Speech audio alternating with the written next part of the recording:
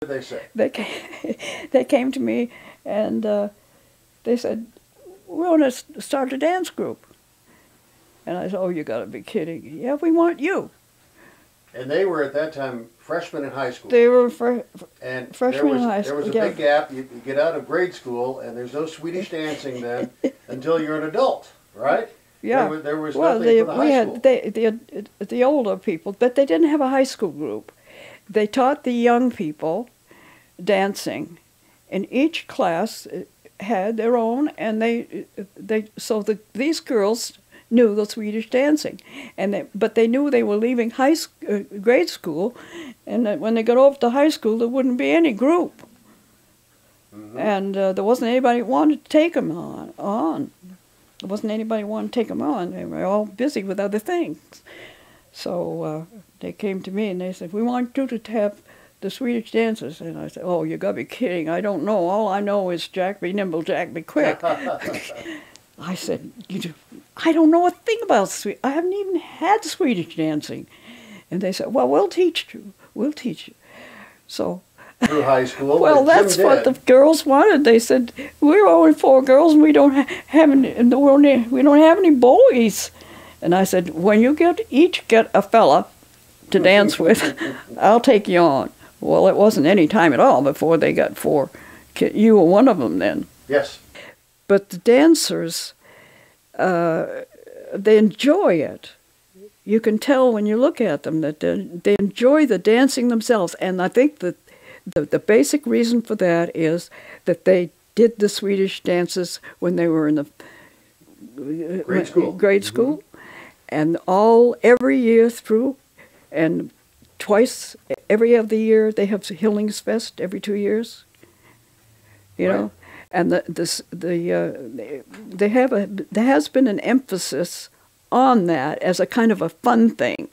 Now you have told me that in, I believe, 1965, which would have been the first Hillingsfest that the Swedish dancers were an organization, they were not allowed to be on the official schedule. No, they weren't. They decided. They said, "Oh, you can't. We can't do that. You can't have high school kids on this." You know, but the grade schools, every one of them had their own dance, and then the adults, they had their own. So what did you do? We danced anyway. Yep. And we put out programs, and I found one the other day. Oh, really? We put out paper programs, and they didn't want us to give them out. And they had a game, a football game, up at the college. And I said, "Well, that's the time we'll dance. We'll dance for the people that are downtown that aren't at the football." And so we set 4 o'clock, I think it was, and we decided we'll put on our program at 4, and we'll have our own programs. Paper. That's why we had a paper program, is because they wouldn't put us on the other one, the official one. When we were in Montreal, in Canada, was the first long trip. Well, that was the first international trip, was to Montreal, Yeah, that was Canada, our first international trip. Expo 67 in 1967. Yeah. And one guy couldn't go the last minute. And here we had 2 perfect, 8 couples. 2 perfect ones. And then he couldn't go. So your son Eric went. So Eric went, and Eric didn't have a costume even. Exactly, that's a good story. Whose he knew, but he'd wear? Taken these Swedish dances every year. You see, as a grade school. So I can see him standing there now. What am I going to wear? And of course, he couldn't wear Einer's stuff because he was a different. Einer was bigger and heavier. And so I said, I bet you could wear Dr. Holwerda's costume. And then that seemed so impossible. Nobody wanted to call and ask. And it wasn't down at the mill yet. She's had it at home. So that would be Mrs. Holwerda. Mrs. Holwerda. I called her, and I told her the circumstances, and I said, "I think Eric is about the same size that Dr. Holwerda was." when he had his made. And so she said, I'll be right over with it. And she came over with it, the whole thing. And Eric put it on, and it just went on him like he had it made for himself. Boy. Yeah. Every single thing went.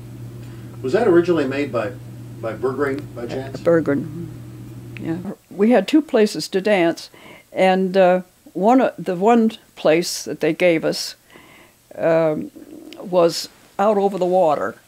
And it was just a platform out over the water. And I was scared to death that one of the kids would be falling in that water.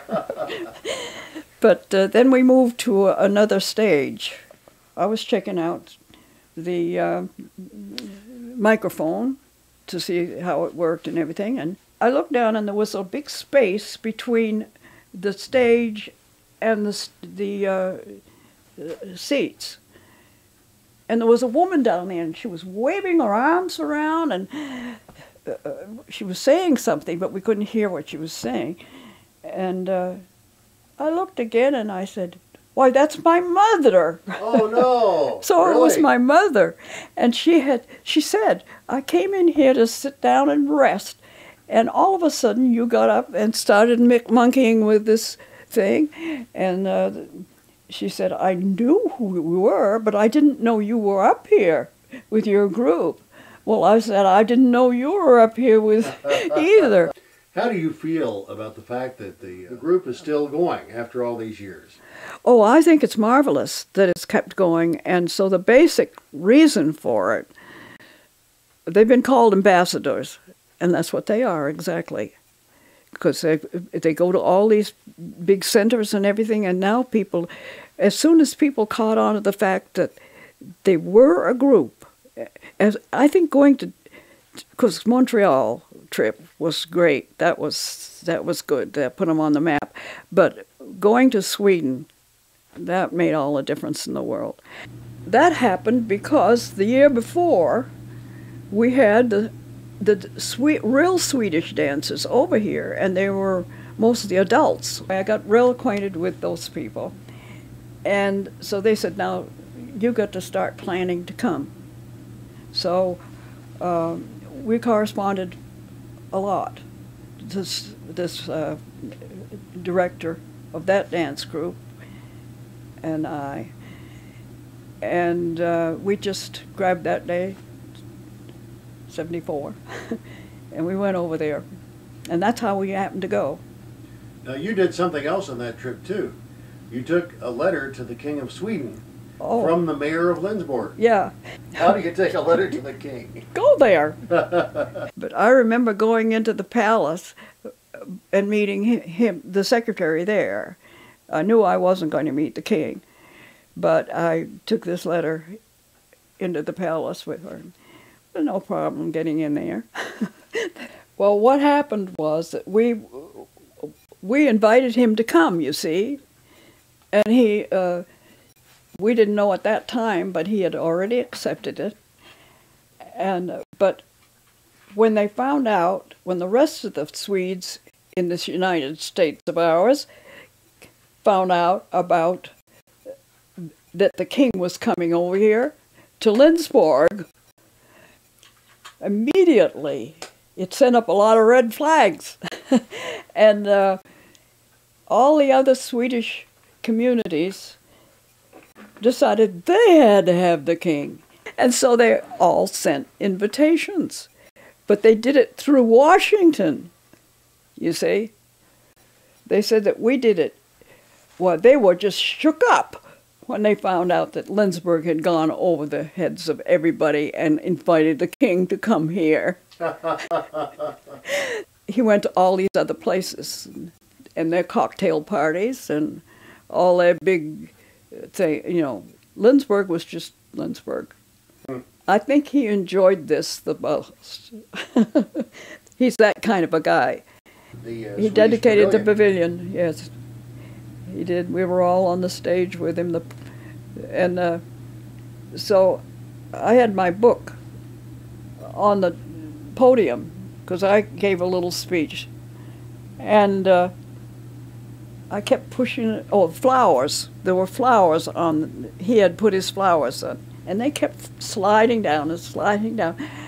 And he got up out of his chair and came over to the podium and took the flowers and put them on the floor. And then went back and sat down. I was going to leave the stage, and I turned around, and there was the king behind me. He wanted to say hello and thank you for the book. Yeah, why Lindsborg? You wrote that for his visit, didn't you? That's right. Kind of explain That's right. not only That to the was, king, but other people who came to Lindsborg at the time. Why And his Lindsborg? picture's in the front.